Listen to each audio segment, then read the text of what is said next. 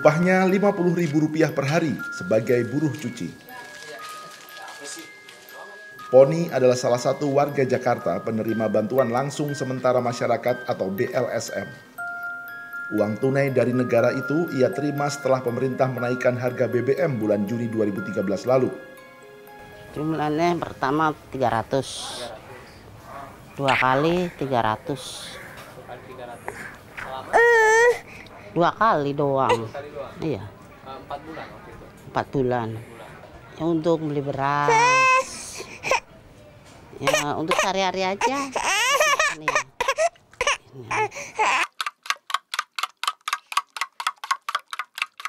Yang ini Nita, warga Tangerang. Ia juga buruh cuci pakaian dengan upah harian rata-rata Rp35.000.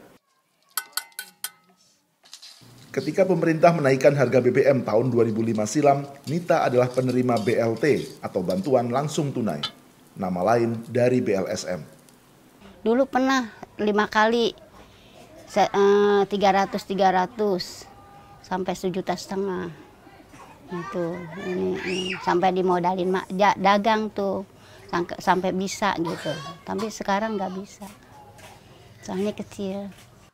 Ketika pemerintah dan DPR menaikkan harga BBM Juni 2013, Nita kembali mendapat uang kontan. Nggak cukup.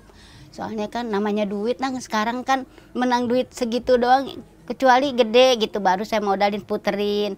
Oh ya duit 300 dibawa ke pasar juga udah mendapat beras berapa? 20 liter.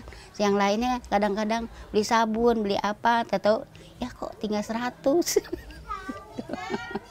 Namanya uang ya kayak air.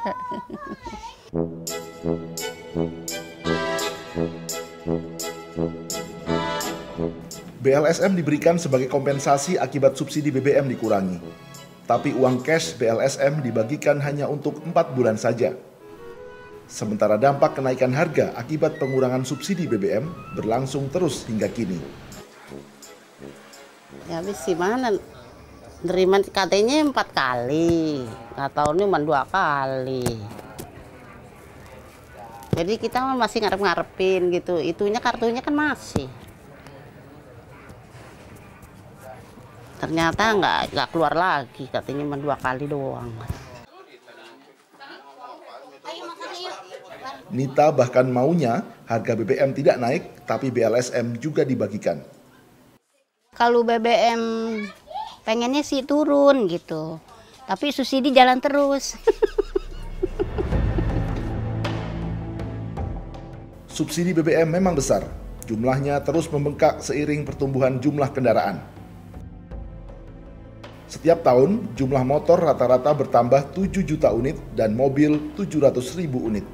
Karena itu, setelah tarik ulur dengan pemerintah, DPR akhirnya mengizinkan penaikan harga BBM pada Juni 2013.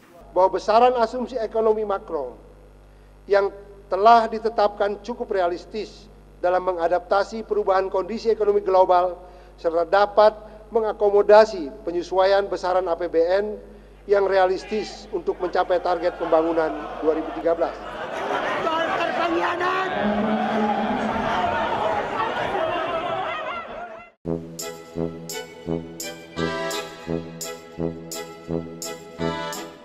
Semua pihak menerima argumentasi bahwa subsidi BBM salah sasaran karena lebih banyak dinikmati pengguna kendaraan pribadi dibanding masyarakat luas. Perspektif kebijakan seperti ini dianut pemerintah dan DPR dari masa ke masa. Namun sebelum itu ada baiknya merunut akar persoalannya.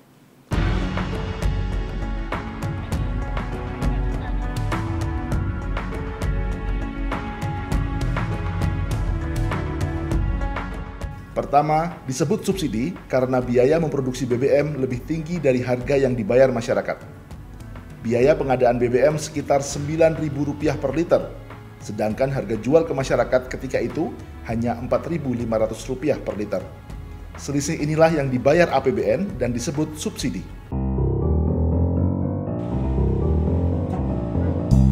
Lalu dari mana datangnya biaya pengadaan BBM yang tinggi? Secara sederhana, beginilah kira-kira hitungan pembulatannya. Kebutuhan BBM kita per hari mencapai 1 juta barel 1 barel sama dengan 150 liter. Untuk memenuhi itu, Indonesia harus mengimpor BBM jadi sebesar 500.000 barel dan minyak mentah 350.000 barel per hari. Bagaimana dengan produksi dalam negeri? Produksi minyak mentah kita hanya 800.000 barel per hari. Dari angka ini, tak semua bisa disuling menjadi BBM untuk memenuhi kebutuhan dalam negeri. Sekitar 200.000 barel justru kita ekspor ke luar negeri. Sisanya diproses di kilang-kilang dalam negeri menjadi BBM. Lantas mengapa kita mengekspor minyak mentah, sementara kita kekurangan dan malah mengimpor BBM jadi?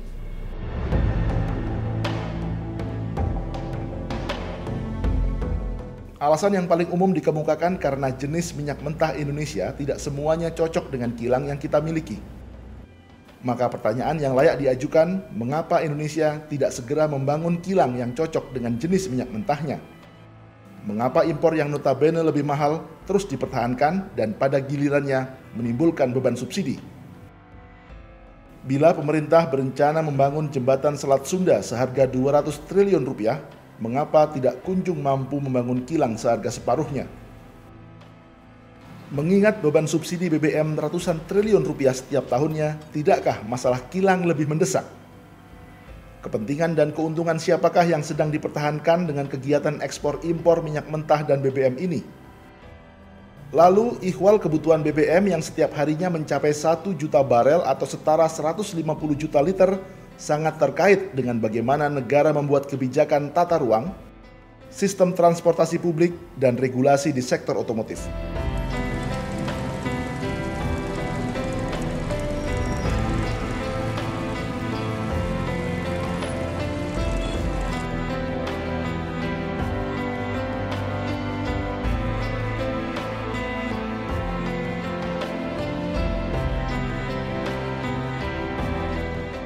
Tapi masalah di hulu politik perminyakan Indonesia tampaknya terlalu rumit, sehingga jalan paling mudah adalah memangkas subsidi BBM. Perdagangan kita mayoritas defisit kan.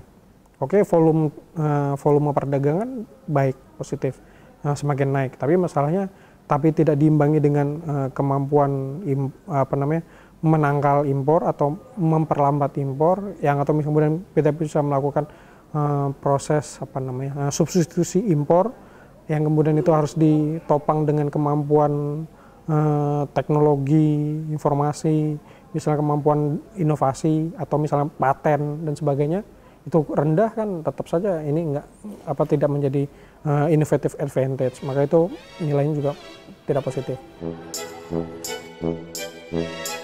Setelah memilih jalan mudah memangkas subsidi BBM, sebagai kompensasi, pemerintah dan DPR lalu membagi-bagikan uang kontan kepada PONI, NITA, dan 15 juta warga miskin lainnya. Oh ya, duit 300 dibawa ke pasar juga udah mendapat beras berapa? 20 liter. Yang lainnya kadang-kadang beli sabun, beli apa, tahu ya kok tinggal 100.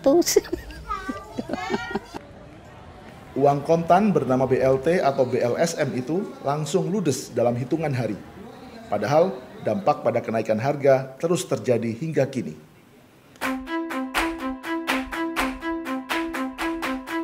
Tak heran bila Badan Pusat Statistik melansir jumlah warga miskin pada September 2013 bertambah hampir 500.000 orang hanya dalam tempo 3 bulan sejak harga BBM dinaikkan.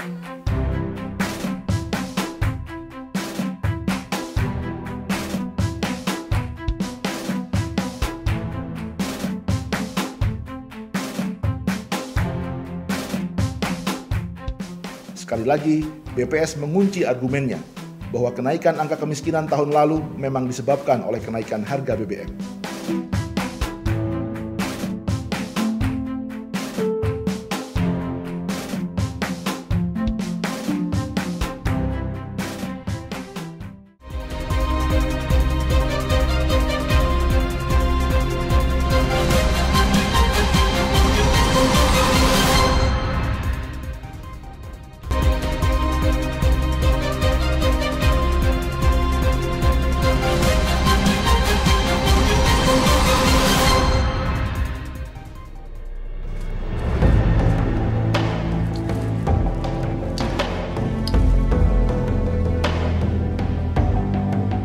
Poni tinggal di Tanah Tinggi, Kecamatan Johar Baru, Jakarta Pusat. Di sini populasinya mencapai 48.000 jiwa per kilometer persegi dan disebut-sebut sebagai salah satu kawasan terpadat di dunia. Kualitas hidup di sini jauh dari bayangan orang tentang kehidupan metropolitan. Begitu juga di kawasan Marunda, Jakarta Utara. Penduduk Jakarta sendiri mencapai 9,6 juta jiwa. Setiap tahun bertambah 2% alias 200.000 jiwa. Salah satunya karena urbanisasi.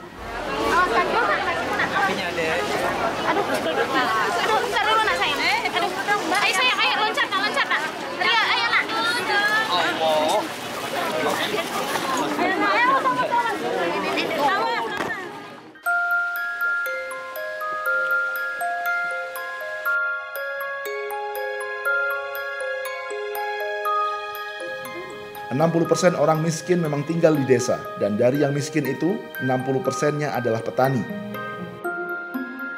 Apa yang terjadi di perdesaan? Sensus pertanian mengungkap orang mulai meninggalkan bercocok tanam.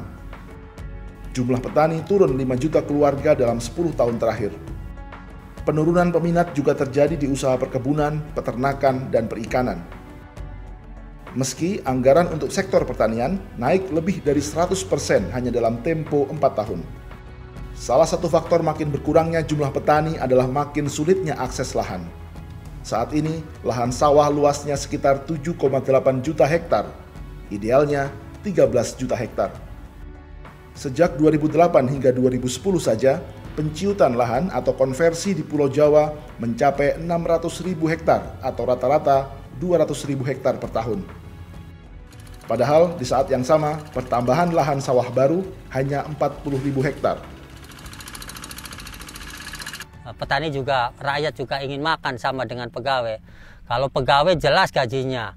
Kalau kita, kalau nggak ada keberanian untuk menanam di lahan negara, mau makan apa kan begitu. Kalau benihnya mahal, kan kita rugi. Petani kan rugi, Mas. Nggak ada petani itu ada untungnya. Wong benihnya ada udah mahal, pupuknya mahal, obat-obatan mahal. Terus harga jual murah. Nah itu terus untungnya di mana petani? Pada saat pertanian lesu dan kebijakan agraria tak menentu, penduduk Indonesia terus tumbuh kira-kira 2 juta orang per tahun. Sensus terakhir tahun 2010 mencatat jumlah penduduk Indonesia mencapai 237 juta jiwa atau nomor 4 terbesar di dunia. Ledakan penduduk menimbulkan kompetisi sumber-sumber penghidupan, salah satunya adalah perebutan lapangan kerja. Saat ini, 7 juta orang Indonesia dikategorikan menganggur dari total 118 juta angkatan kerja. Bila tidak bisa menjadi buruh pabrik seperti Johan dengan upah 2,4 juta rupiah per bulan, berarti harus bekerja di sektor informal seperti Nita dengan upah Rp35.000 per hari sebagai tukang cuci. Ya kalau uangnya nyukupin saya mau berjual, cita-cita saya juga mau kita nanti kalau dapat rezeki lagi nih nanti saya pengen jualan gitu, pengen buat dagang gitu, kan buat nyambung-nyambung namanya nyambung-nyambung nyawa lah, nyambung-nyambung kita hari sehari-hari gitu. Jutaan orang seperti Nita mendambakan akses kredit mudah dan murah.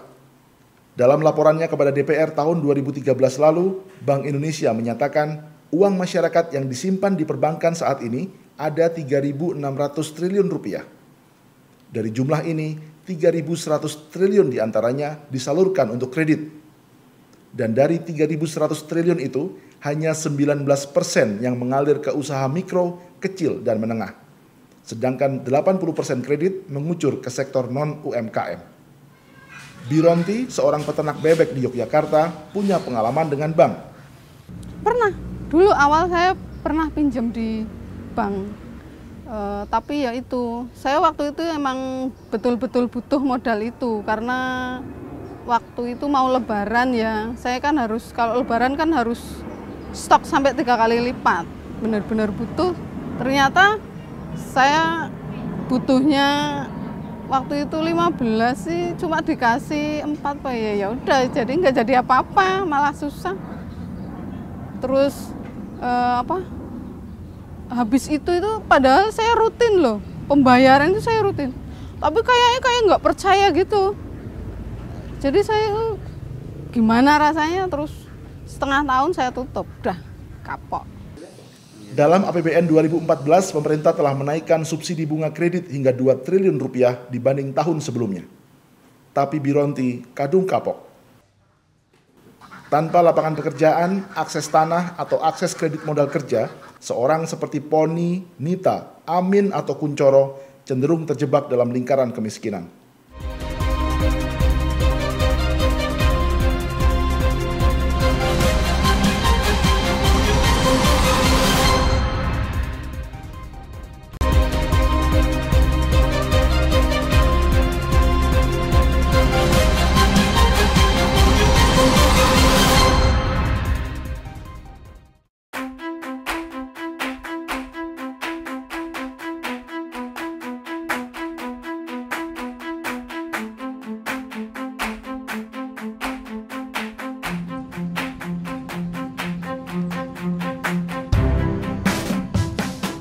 Justinus Sabto Hardianto bukan jurnalis. Ia adalah aktivis sosial asal Samarinda yang sedang belajar dokumenter. Dia ke Jakarta untuk mengikuti pelatihan operasi kamera. Ia ingin memfilmkan kerusakan lingkungan di Kalimantan Timur. Setelah 2 bulan bekerja, inilah salah satu cuplikan karyanya yang diberi judul Lini Masa 3.